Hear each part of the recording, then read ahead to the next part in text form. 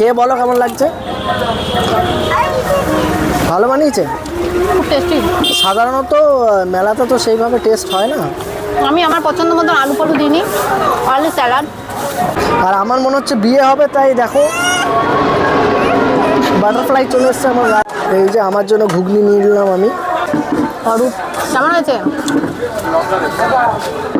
ভালো হয়েছে। আর্ধেক টেস্ট তো আমি বুঝতেই পারছি না, এত গরম, কিন্তু শীতকালে ভালোই লাগে। বানাও বানাও, ঘি দেওয়া হয়ে গেছে। তো আজকে আমরা খেতে চলে এসেছি লিটি। আমরা না, আমি অ্যাকচুয়ালি আমি একা। আমি লিট্টি খাই না।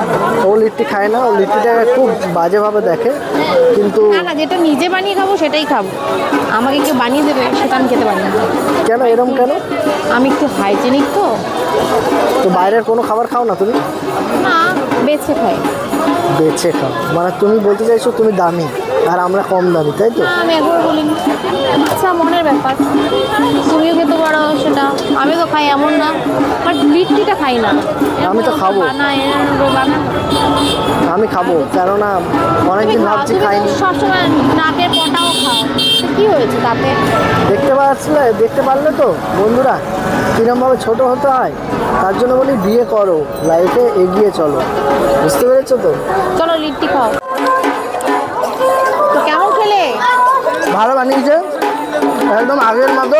আমি মোটামুটি 8-10 বছর আগে খেয়েছিলাম, এখন আবার খাচ্ছি, ভালো লাগলো। ভিডিওটা করতে করতে কেটে ফেলেছিল পিউ, আমার অর্ধেক খাওয়া হয়ে গেছে। কোনো ফ্যাক্টর নেই। ভালোই খেতে।